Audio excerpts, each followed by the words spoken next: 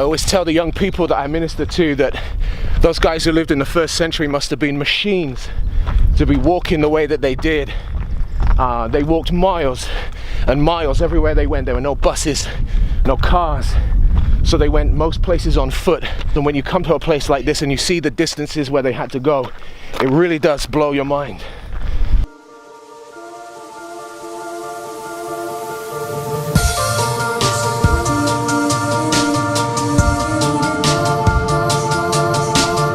From the top of Mount Arbel here, you get a great view looking over this region of Galilee. So I'll show you that in just a moment over my shoulder, this magnificent view of Galilee. And from here we can see the region where Jesus himself would have walked during the time of his ministry as he came from Nazareth through what's known as the Valley of Pigeons, or the Valley of the Doves, and on his way down to the Sea of Galilee.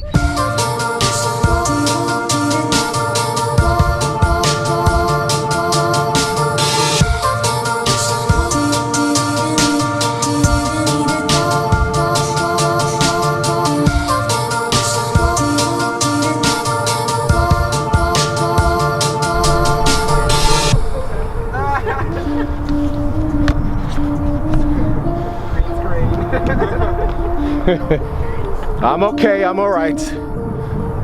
I'm not going to heaven just yet, brother.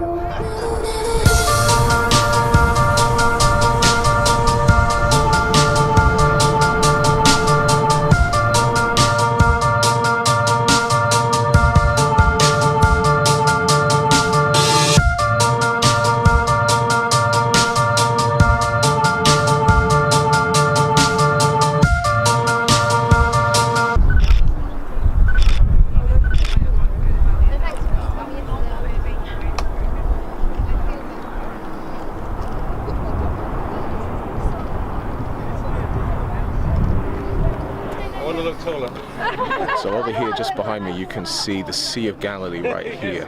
This is where the towns such as Capernaum and Bethsaida were, over here by the sea. And this is where Jesus would have come as he traveled from Nazareth, coming in this direction, which is over here. So if we pan around over here, we can see in this direction is where Jesus would have come from Nazareth. So it's an extraordinary walk to come from all the way over here, miles and miles on foot, down to the Sea of Galilee right here. This, of course, is the big area where Jesus did his miracles, many of his miracles, all in this area around the Lake of Galilee, on this side of the lake. As well, of course, the miracles on the lake, which we'll talk about. There's something called a Jesus Trail now that those of you, I think Ann Dawson's done it, you can hike the Jesus Trail, which is like a big walk all the way up to Nazareth and so on. There's a Jesus Trail throughout the land, as it were, that if you're a serious hiker, you can just check that out on the internet, the Jesus Trail.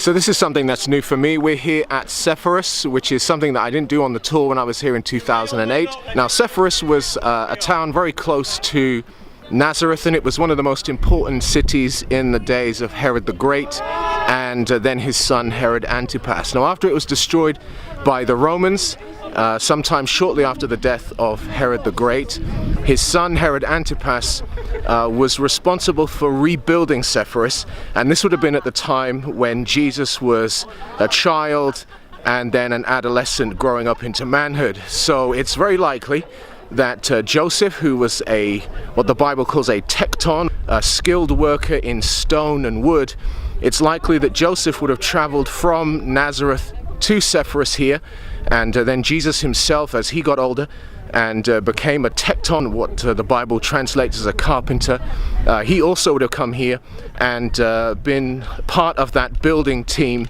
who were responsible for rebuilding Sepphoris.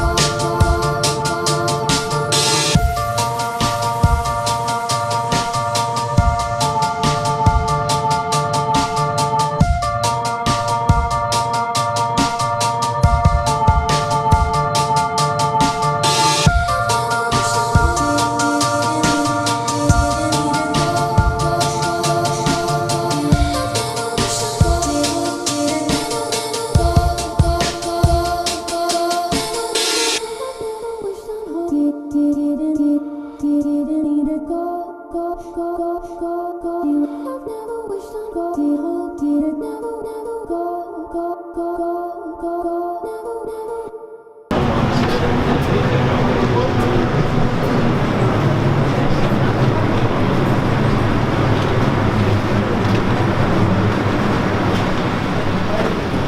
just arrived at Nazareth Village, which is one of the really cool places I remember from my first time here back in 2008. Nazareth Village is a place that's owned by a Christian ministry here just on the outskirts of modern Nazareth itself, and what it is it's a reconstruction of a typical first century Galilean village as Nazareth was at the time when Jesus was born.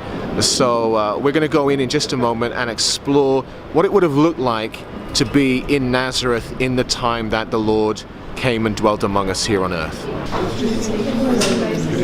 Struggling is real right now. Fine, I don't think it's because this is my time off, mostly.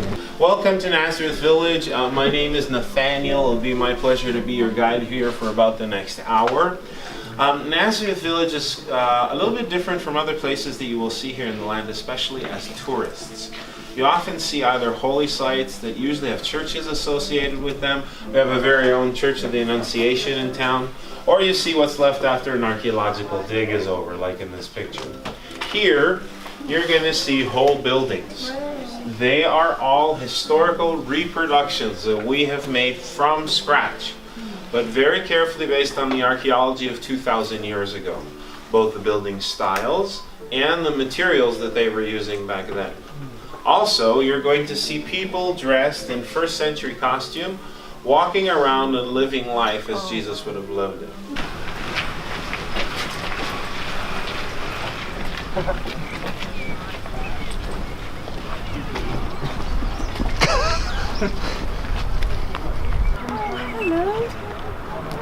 I thought he was talking about a woman. Can we touch him? She's not fat, she's pregnant. I thought, that's not very nice. Here we are on the farm.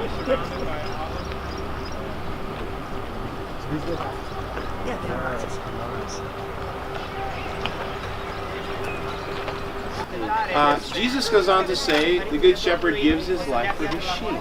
Right? Jesus is foretelling that he's going to die on the cross. He says, my sheep hear my voice, and they follow after me. Jesus is using pictures that were everyday pictures of farming, of housekeeping, right? Remember the coin? Yes. Amen. Okay, behind me right here is the first century wine press, which they discovered here at Nazareth Village while they were actually creating the village. So this is a legitimate archaeological find, the first century wine press right here. So the whole community would have done this, including Jesus himself, as he was part of the Nazareth community growing up. They would have stored the grapes here in this area here that you can see where I'm standing. And the whole community, after having taken off their shoes and washed their feet, would have trodden the grapes here like this, as you can see I'm doing. And after treading the grapes, the juice from the grapes would come out of this channel here. A new wine in an old wineskin isn't going to work because it expands. And after coming out through that channel, it would gather in the basin below, and the whole community would be able to get some of that wine and take it home. You need a new wineskin or a renewed wineskin. I think that's pretty cool. Anybody know why they do this work though barefoot? Yes, very good. You've heard the answer before. Oh. About an hour ago. Stealing my thunder. Okay. Yes. If you crush the seeds, they give off a bitter flavor, ruins the taste of the wine. In the end, bare feet are just right for smushing the grapes to get the juice out, but they're just soft enough not to crack the seeds open.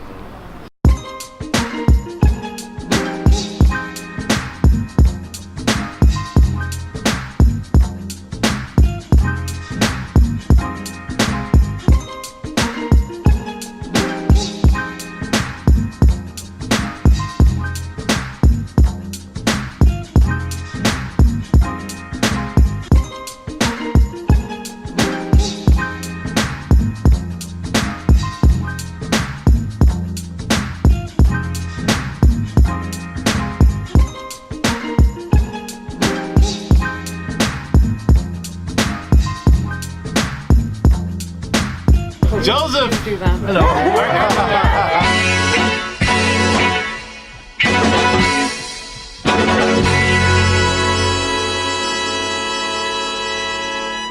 And we have one more tool we want to show you what it does. What is this thing? Drill. Very good. Ooh, you been here before? Yeah, I can't lie, I've been here before. Oh! Big fail! I know.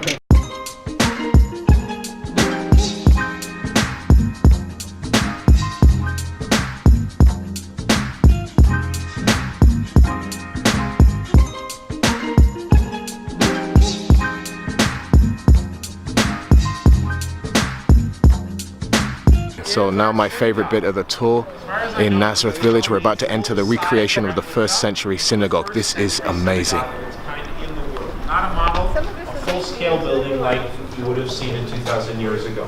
We have 7 columns. This is on purpose. The number 7 in the Bible is the number for wholeness or completeness. Luke chapter 4, Luke tells us exactly of such an event in the life of Jesus. He says Jesus comes back to Nazareth, where he grew up, to the synagogue on the Sabbath day, which was his custom. They want the Messiah to come. God, when are you going to send the Savior who's going to kick out these darn Romans who are oppressing us and sit on the throne of David, our rightful king, right? They're looking for a political Messiah. Here comes Jesus. He says, I got good news. It's talking about me. I'm the Messiah. Oh, but I've come to save people like Naaman. To them that day, what he's teaching sounds like the worst news possible. But I hope to you, listening to me today in this synagogue in Nazareth, this is some of the best news possible. Anybody, doesn't matter your background, the color of your skin, where you come from, Jewish, not Jewish, it doesn't matter. If we're willing to put our faith in Yeshua, Jesus of Nazareth, and accept him as the Lord of our lives, we can enter the kingdom of heaven. He wants us to have a real living relationship with him so his light can shine into us and shine out through us into the world. Thank you for coming, and God bless you.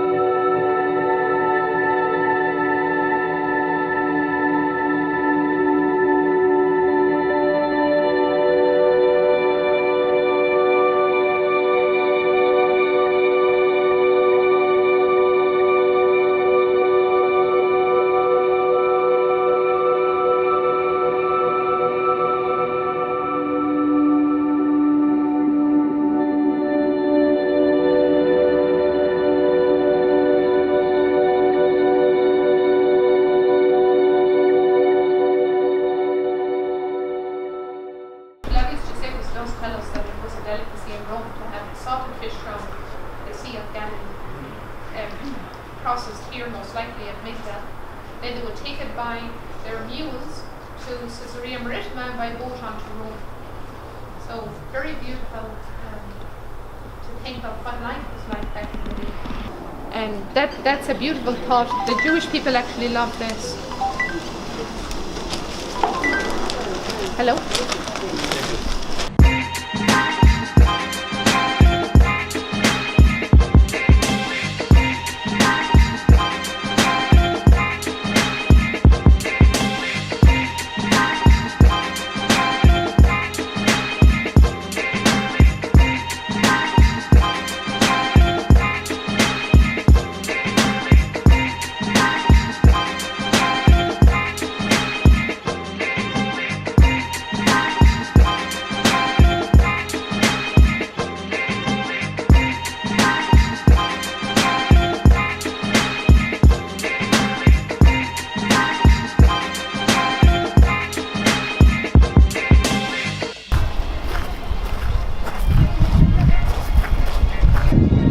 So we're heading home after a very long day of seeing so many things that I've never seen before in Israel. It's been absolutely fantastic, but I'm ready for some dinner and then bed.